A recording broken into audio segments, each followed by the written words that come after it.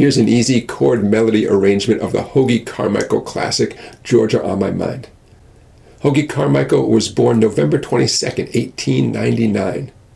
He began his professional career as a lawyer before turning to music full-time as a composer and performer.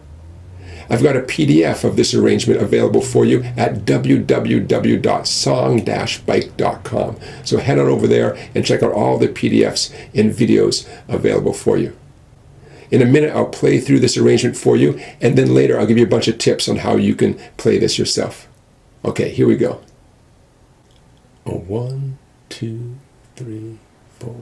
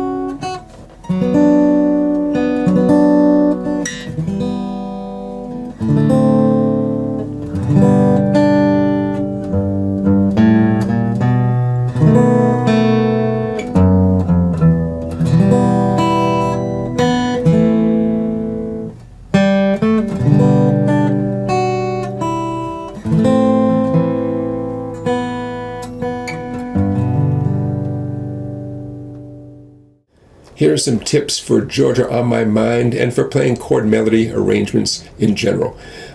Strumming across multiple strings. In this style, it's very important to hold the pick loosely as you drag your pick across the harmony notes, like in bar 1 of the PDF, until you get to the melody note, which in this case is the second string, the open second string. That's when you hold the pick a little bit tighter. So a light, loose grip. Until you get to that note, you squeeze a little bit tighter, make sure that note pops out. Because that's the melody note, right? You want the listener to focus in on that sound and not get confused by the harmony you're producing. Check this out. Georgia, right? Georgia. If I didn't do this technique I'm talking about, you know, the listener, they're not going to pick up on the melody of the tune, you know. You're spoon-feeding them this melody, and I mean that with all due respect, but you don't want the audience to have any questions about what you're doing. You're taking them on a journey, and you want them to be right there with you the whole time. So anytime you're strumming across 2 or more strings in the chord melody style, hold the pick loosely until you get to whatever the final note is. Typically, in this case, it's either on the second or first strings. Then squeeze it a little bit tighter. You get the idea. This song is full of bass note runs, including measure 1 of the PDF.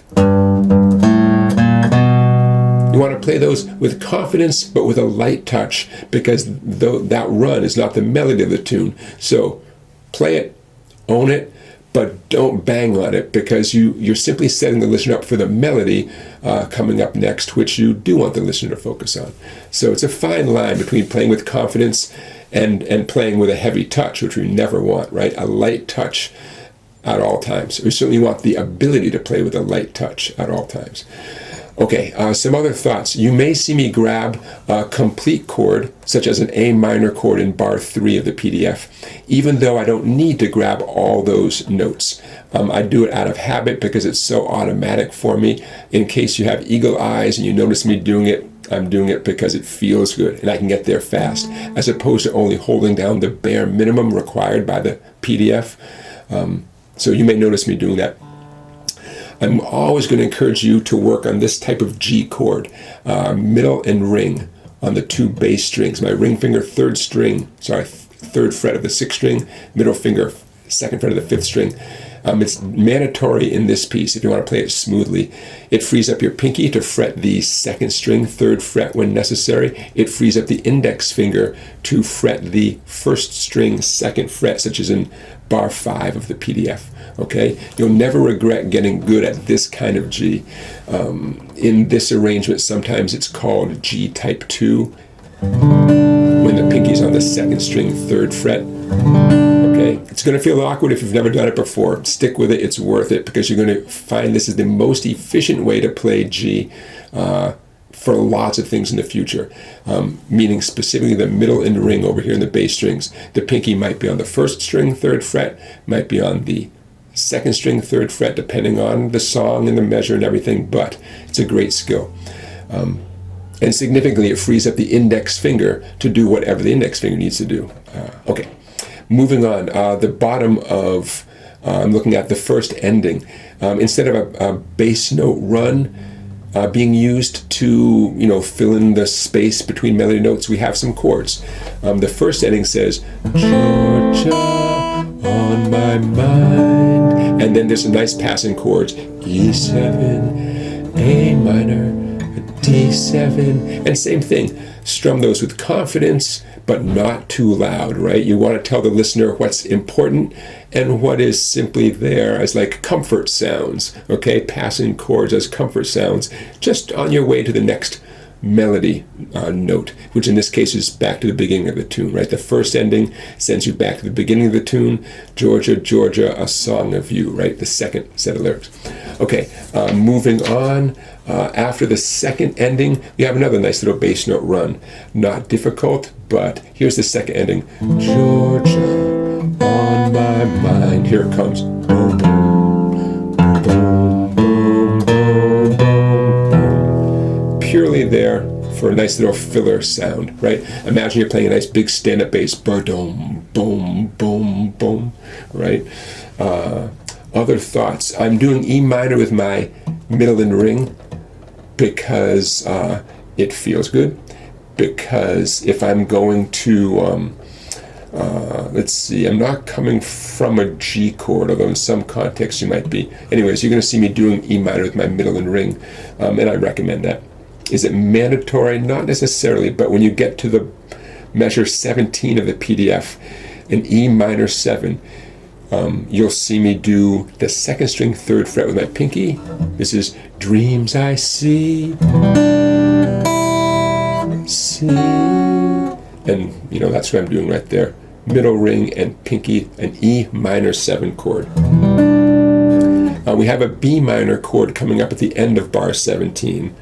The road. I'm doing B minor, as you can see, index, middle. The ring reaches all the way over to the D string, 4th fret, pinky, 3rd string, G string, 4th fret. I would call that a typical conventional B minor chord. And the road leads back to you. The road leads back to... And then on to E minor. There's an example where I'm playing what I would call a full E minor chord, but if you look at the PDF, measure 18, technically I don't need to have both of those fingers down, but why not? You could even include, well, I tell you what, you could include 5 of the 6 strings if you wanted to strum everything right there. It's a beautiful thing about the chord melody type of playing. There's some wiggle room. The very end of the PDF here, bar 19, a D7 chord. I know I don't have to grab the skinny 1st string, 2nd fret, but why not? It's just automatic. I'm not strumming that string with my right hand, but like I said, automatic. So you get to the end of the PDF, bar 19. The song is not over. D, C, Al fine. See that notation? That sends you back to the beginning, and you play the beginning again, but this time you skip over the first ending. An old sweet song keeps... And you jump ahead to the second ending, Georgia on my mind, and that's where you end right there. If you look right in between bars 9 and 10, little tiny print, you see fine, F-I-N-E. That's the end of the tune right there. Okay, the song has an AABA format. The A section with the first ending, the A section with the second ending, the B section, which is the other arms reach out to me, back to the beginning, another A section, except the lyrics change to no peace I find, an old sweet song keeps. And then you jump to the second ending, Georgia on my mind, and there's the end of the tune. Okay, I think that about covers the tips I had in mind for you.